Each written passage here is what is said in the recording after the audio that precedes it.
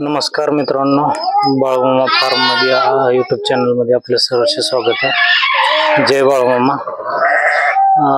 तर आपण एक काल व्हिडिओ बनवला होता विटांसंदर्भात, चाटण विटा संदर्भात. तर त्याच्यामध्ये आपलं थोडंसं लहान पिल्लांना मेन्शन करण्याचं राहिलं होतं, लहान पिल्लांबद्दल सांगण्याचं राहिलं होतं चाटण विटांसंदर्भात. तर एका दादांचा फोन आल्यानंतर त्यांच्या म्हणण्यातून आलं की थोडंसं याचं लहान पिल्लांना काय महत्त्व, त्याचं काय इफेक्ट राहतोय का. आणि कालच आमचं बोलणं झालं होतं की दुसऱ्या एका दादांसोबत चाटण विटा आमची पिल्लं कोबा चाटतायत, माती खातायत, तर याच्यावरती काय उपाय आम्हाला करता येईल का.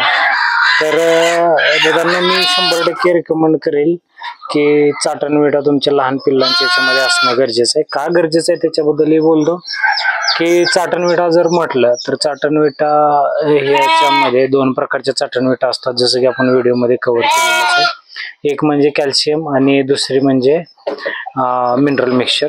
तर कॅल्शियम म्हणजे ज्याच्यामध्ये कॅल्शियमची कमतरता आहे ती या विटांमधून भरून काढली जाईल. तर लहान पिल्लांमध्ये 100% चाटण विटा बांधा. साधारणतः आता ही बघा, तुम्ही बघू शकता ही पिल्लं तुमच्या ओळखीचे, साधारणतः एक 3 आठवड्याची पिल्लं झालेली आहेत आणि हे साधारणतः एक 1.5 महिन्याचं पिल्लं झालेलं आहे. तर हे पिल्लं जे आहेत ना, त्यांना ज्या वेळेला आवश्यकता वाटेल, काहीतरी चाटावंसं वाटेल, तर ते या ठिकाणी कोबा चाटणार नाहीत. म्हणजे त्यांच्या शरीरामध्ये जी काही कमतरता असते त्याच्यामुळे हे काय करतात की तुमच्या खालचा कोबा जो आहे तो कोबा चाटणे किंवा याच्यावरची जी माती आहे तर ती माती खाणं, किंवा शेणकूट जे आहे ते खाली पडलेलं शेणकूट खाणं, हा जो प्रकार लहान पिल्लांमध्ये होतो. तर यांना जर तुम्ही चाटण विटा बांधल्या तर साधारणतः पिल्लू जन्मल्यापासून 10व्या ते 12व्या दिवसापासूनच ते तुमची जी चाटण विट आहे ना, ती चाटण विट चाटायला सुरुवात करते. आणि ती केल्यामुळं त्याच्या शरीरामध्ये ज्या घटकांची गरज आहे, तर चाटण विटमध्ये तुम्हाला माहिती आहे सर्व प्रकारचे मिनरल मिक्सचर्स असतात. आणि मिनरल मिक्सचरची चाटण विट घेतली का तिच्यामध्ये सर्व प्रकारचे घटक येतात.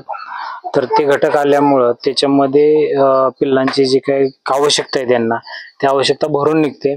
आणि पिल्लं जे आहे ते तुमची कोणत्याही प्रकारचे असं काही वेस्टेज खात नाहीत आणि पिल्लं जे आहेत ते तुमची एकदम स्ट्रॉंग राहतात. हा एक मेन बेनिफिट तुमचा चाटण विटांचा आहे.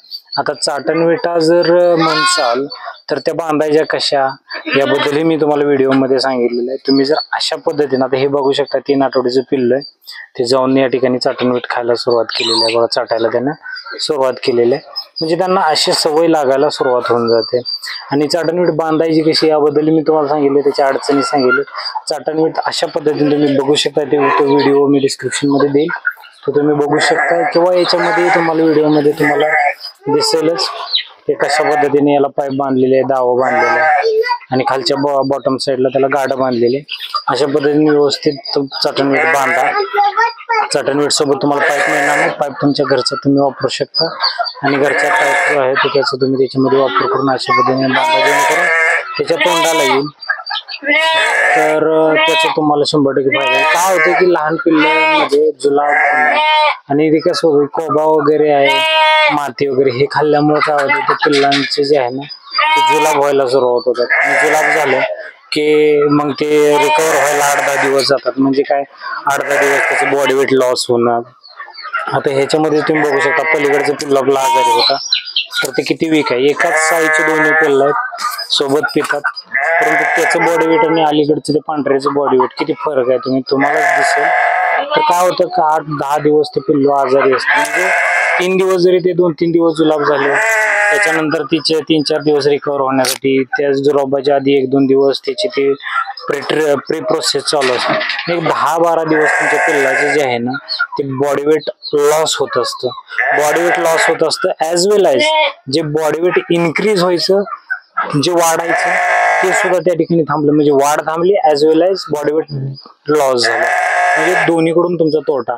आणि याच्यामध्ये 100% या काळजी घेणं गरजेचं. म्हणजे दादांनो, तुम्ही एक 3 किलोची जर चाटण विट किंवा 1 किलोची चाटण विट तुमच्या पिल्लांना बांधली तर त्यांना 2-2 महिने संपायचे नाही.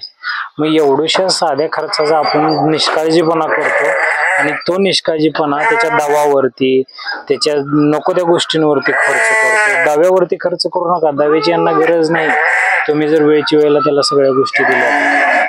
आपले हे पिल्ला अजून आजारी पडले, त्याला फक्त जखम झाली, चावलं होतं त्याला कुत्र, त्याच्यामुळे त्याला जखम झाले, बघू शकता. त्याच्यामध्ये थोडस वीक झालं. तर अशा पद्धतीत तुम्ही 100% दादांनो काळजी घ्या. विटा वगैरे बांधत चला. विटांचा 100% फायदा आहे. विटा लहान पिल्लांच्या कप्प्यामध्ये विटा असायलाच पाहिजेत. त्यांना ज्यावेळी वाटेल त्यावेळी ते जाऊन चाटेल, खाईल, माती खाणार नाही, कोबा खाणार नाही. आपल्या याच्यामध्ये एवढे आज बघू शकता एवढी घाण आहे, तरी सुद्धा हे अजिबात शेणकूट वगैरे असल्या गोष्टींकडे बघत सुद्धा नाही. म्हणजे हा फायदा. आणि गोट्यामध्ये यांची मेंढ्यांचा असेल किंवा तुमच्या शेळ्यांचा असेल, या गोट्यामध्ये कोबाच करू नका.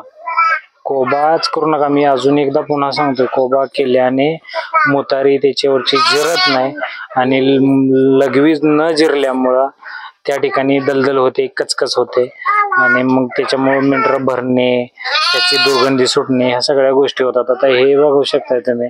अशा पद्धतीने जर तुमचं पूर्णपणे मुरमाज असेल तर मुरमामध्ये त्यांची जी लघवी असते ती पूर्णपणे ड्राय होते. बघू शकताय तुम्ही, हा कप्पा पूर्ण ड्राय आहे. याच्यामध्ये 50% ऊन आलेलं आहे.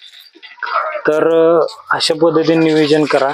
आणि चाटणविटांसंदर्भात तुम्ही 100% लहान पिल्लांमध्ये चाटणवीट, एक तरी चाटणवीट बांधा, एक कॅल्शियमची आणि एक मिनरल मिक्सचरची, जेणेकरून त्याच्यामध्ये जे काही घटक आहेत ते तुमच्या पिल्लाला मिळतील.